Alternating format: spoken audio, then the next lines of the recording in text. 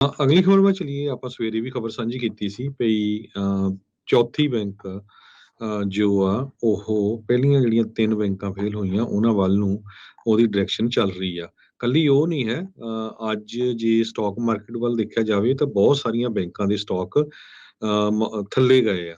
JP mortgage ਨੇ ਜਦੋਂ ਹੀ first republic bank ਦੇ ਐਸੈਟਸ ਨੂੰ ਆਪਣੇ ਐਕਵਾਇਰ ਕੀਤਾ, ਆਪਣੇ ਅੰਡਰ ਲੈ ਲਿਆ, ਉਹ ਤੋਂ ਬਾਅਦ ਹਜੇ ਵੀ ਲੋਕਾਂ ਦੇ ਵਿੱਚ, ਅਮਰੀਕਨ ਲੋਕਾਂ ਦੇ ਵਿੱਚ ਘਬਰਾਹਟ ਬਹੁਤ ਆ ਬੈਂਕਾਂ ਨੂੰ ਲੈ ਕੇ।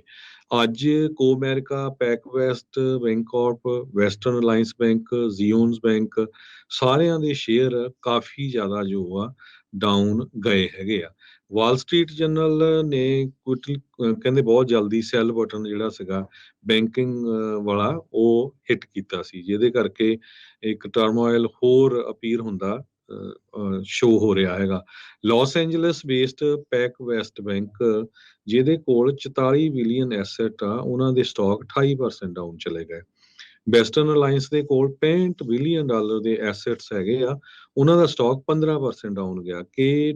KVW ਰੀਜਨਲ ਬੈਂਕ ਦਾ ਇੰਡੈਕਸ 5.5% ਡਾਊਨ ਗਿਆ ਤੇ ਇਸ ਸਾਲ ਚ ਆਲਰੇਡੀ 28% ਜਾ ਚੁੱਕਾ ਹੈਗਾ ਆ।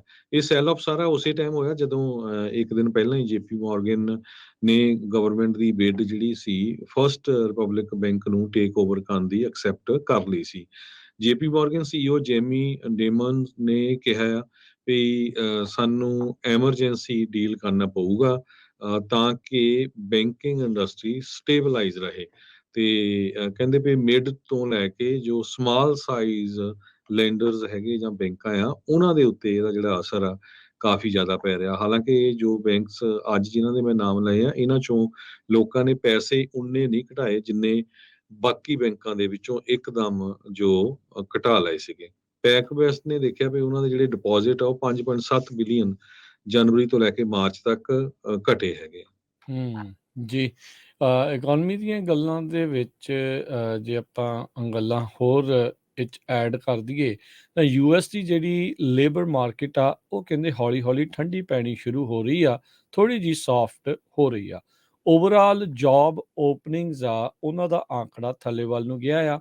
ਲੇ ਆਫ ਹੁਣ ਤੱਕ ਪਿਛਲੇ 2 ਸਾਲਾਂ ਦੇ ਵਿੱਚ ਦੇਖੀਏ ਤਾਂ ਇਸ ਟਾਈਮ ਸਭ ਤੋਂ ਉਤਲੇ ਪੱਧਰ ਤੇ ਚੱਲ ਰਹੇ ਆ।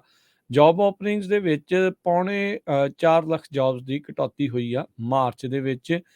ਫਰਵਰੀ ਦੇ ਮਹੀਨੇ ਦੇ ਰਿਵਾਈਜ਼ਡ ਡਾਟਾ ਵੀ ਉਹ ਚੇਂਜ ਕੀਤਾ ਗਿਆ ਆ। ਲੇ ਆਫ ਦੇ ਜਿਹੜੇ ਡਿਸਚਾਰਜਸ ਆ ਉਹ ਇਸ ਟਾਈਮ ਸਾਹਮਣੇ ਆ ਰਹੇ ਆ। ਇੱਕ ਟਾਈਮ ਦੇ ਉੱਤੇ ਅਮਰੀਕਾ ਦੇ ਵਿੱਚ ਇੱਕ ਬੰਦੇ ਦੇ ਲਈ 2 ਜੌਬਸ ਅਵੇਲੇਬਲ ਸੀਗੀਆਂ, ਪਰ ਹੁਣ ਜੌਬ ਓਪਨਿੰਗ ਤੇ ਲੇਬਰ ਟਰਨਓਵਰ ਸਰਵੇ, ਜਿਹਨੂੰ ਜੋਲਟਸ ਰਿਪੋਰਟ ਆਖਿਆ ਜਾਂਦਾ ਆ, ਉਹਦੇ ਵਿੱਚ 1.6 ਵੈਕੰਸੀ, 1.5 ਵੈਕੰਸੀ ਤੋਂ ਅਜੇ ਵੀ ਉੱਤੇ ਨਜ਼ਰ ਆ ਰਹੀ ਆ। ਫੈਡ ਦੇ ਅਧਿਕਾਰੀ ਉਹਨਾਂ ਨੇ ਅੱਜ ਮੀਟਿੰਗ ਜਿਹੜੀ ਸ਼ੁਰੂ ਕੀਤੀ ਹੋਈ ਆ, ਕੱਲ ਨੂੰ ਤਕਰੀਬਨ ਸ਼ਾਇਦ 0.25% ਇੰਟਰਸਟ ਰੇਟ ਵਧਾ ਦਿੱਤਾ ਜਾਵੇ। ਉਹ ਮੰਨਦੇ ਆ, ਉਹ ਸੋਚਦੇ ਆ ਵੀ 1 ਜਾਂ 1.2% ਦੀ ਰੇਂਜ ਦੇ ਵਿੱਚ ਰਹਿਣੇ ਚਾਹੀਦੇ ਆ, ਵੀ ਜਿੰਨੀਆਂ ਜੌਬਸ ਤੇ ਜਿੰਨੇ ਅਨਇੰਪਲੋਇਡ ਆ ਉਹ ਤਕਰੀਬਨ ਬਰਾਬਰ ਹੋਣ। ਸੋ ਇਸ ਲਈ ਜੌਬ ਮਾਰਕੀਟ ਨੂੰ ਠੰਡਿਆਂ ਕਰਨ ਦੀ ਵੀ ਇਹਨਾਂ ਦੀ ਕੋਸ਼ਿਸ਼ ਫੈਡ ਮਾਰਕੀਟ ਦੀ ਉਸ ਪਾਸੇ ਵੱਲ ਨੂੰ ਆਪਾਂ ਵੱਧ ਰਹੇ ਹੈਗੇ ਆ। ਜੀ।